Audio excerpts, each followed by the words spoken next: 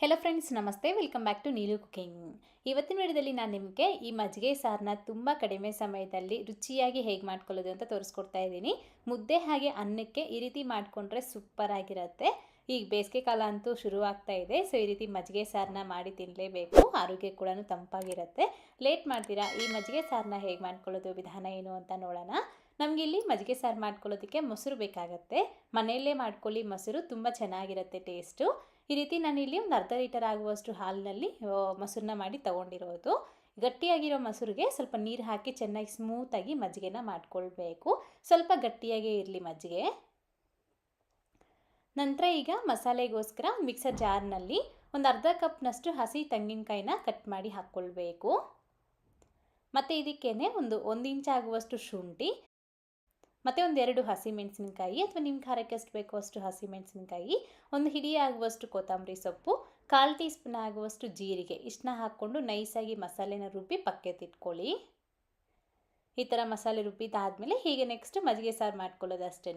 ಈ ರೀತಿ ಒಂದು ಪಾತ್ರೆಗೆ ಒಂದು 2 ಸ್ಪೂನ್ ಆಗುವಷ್ಟು ಎಣ್ಣೆ ಸಾಕು, ಜಾಸ್ತಿ ಬೇಡ.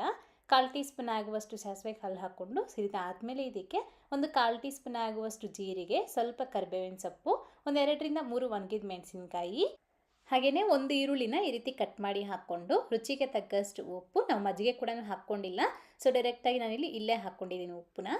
ಮತ್ತು ಒಂದು 2-3 ಚಿಟಿಕೆ ಆಗುವಷ್ಟು ಅರ್ಶಿನದ ಪುಡಿ ಕೂಡ ಹಾಕ್ಕೊಂಡು ಸ್ವಲ್ಪ ಈರುಳ್ಳಿ ಅನ್ನೋದು ಮೆತ್ತಗಾಗೋ ತನಕ ನಾವು ಇದನ್ನ ಫ್ರೈ ಮಾಡ್ಕೊಳ್ಬೇಕು. ತುಂಬ ಬ್ರೌನ್ ಆಗೋವರೆಗೂ ಫ್ರೈ ಮಾಡೋ ಅವಶ್ಯಕತೆ ಇರೋದಿಲ್ಲ. ಜಸ್ಟ್ ಈರುಳ್ಳಿ ಮೆತ್ತಗಾದರೆ ಸಾಕು. ಇದ್ರ ಜೊತೆಗೆ ನೀವು ಬೇಕು ಅಂತಂದರೆ ಟೊಮೊಟೊ ಹಣ್ಣು ಹಾಕ್ಕೊಳ್ಬೋದು ಅಥವಾ ತರಕಾರಿ ಕೂಡ ಹಾಕ್ಕೊಳ್ಬೋದು. ಹೀರೆಕಾಯಿ, ಸೋರೆಕಾಯಿ ಇಂಥದ್ದು ಕೂಡ ನೀವು ಹಾಕಿ ಮಾಡ್ಬೋದು. ತರಕಾರಿ ಹಾಕ್ಕೊಳ್ಳೋದಾದರೆ ಈ ಒಗ್ಗರಣೆಗೆ ತರಕಾರಿನ ಹಾಕಿ ಸ್ವಲ್ಪ ಬೆಂದಾದಮೇಲೆ ಮಸಾಲೆನ ಹಾಕಿ ಒಂದು 3-4 ನಿಮಿಷಗಳ ಕಾಲ ನಾವು ಫ್ರೈ ಮಾಡ್ಕೊಳ್ಬೇಕು. ನಾನಿಲ್ಲಿ ತರಕಾರಿ ಏನೂ ಹಾಕ್ಕೊಂಡಿಲ್ಲ, ಡೈರೆಕ್ಟಾಗಿ ಸಿಂಪಲ್ಲಾಗಿ ಮಾಡ್ತಾಯಿದ್ದೀನಿ. ಈ ರೀತಿ ಮಸಾಲೆ ಹಾಕಿ ಒಂದು 3-4 ನಿಮಿಷ ಫ್ರೈ ಮಾಡಿಕೊಂಡ್ರೆ ಸಾಕಾಗತ್ತೆ. ಅದಾದಮೇಲೆ ಮಸಾಲೆ ಫ್ರೈ ಆಗಿದ ನಂತರ ಗ್ಯಾಸ್ ಆಫ್ ಮಾಡ್ಕೊಂಬಿಟ್ಟು ಒಂದು ಅರ್ಧ ತಣ್ಣಗಾಗೋ ತನಕ ಹಾಗೆ ಬಿಡಬೇಕು.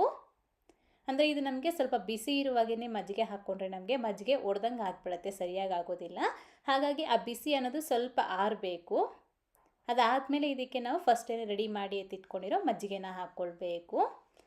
ಸ್ವಲ್ಪ ಗಟ್ಟಿಯಾಗಿರೋ ಮಜ್ಜಿಗೆ ಹಾಕ್ಕೊಂಡ್ರೆ ಟೇಸ್ಟ್ ಚೆನ್ನಾಗಿರುತ್ತೆ. ಸೊ ನಿಮ್ಗೆ ಯಾವ ಥರ ಬೇಕು ಅಂತ ನೋಡಿಕೊಂಡು, ಸಾರು ಗಟ್ಟಿಯಾಗಿ ಬೇಕಾ ತೆಳ್ಳಗೆ ಬೇಕಾ ಅಂತ ನೋಡಿಕೊಂಡು ಮಜ್ಜಿಗೆನ ಹಾಕ್ಕೊಂಡು ಮಿಕ್ಸ್ ಮಾಡ್ಕೊಂಡು ಸರ್ವ್ ಮಾಡ್ಕೊಳ್ಳಿ. ಮುದ್ದೆಗೂ ಚೆನ್ನಾಗಿರುತ್ತೆ, ಅದೇ ರೀತಿ ಅನ್ನಕ್ಕೂ ಚೆನ್ನಾಗಿರುತ್ತೆ.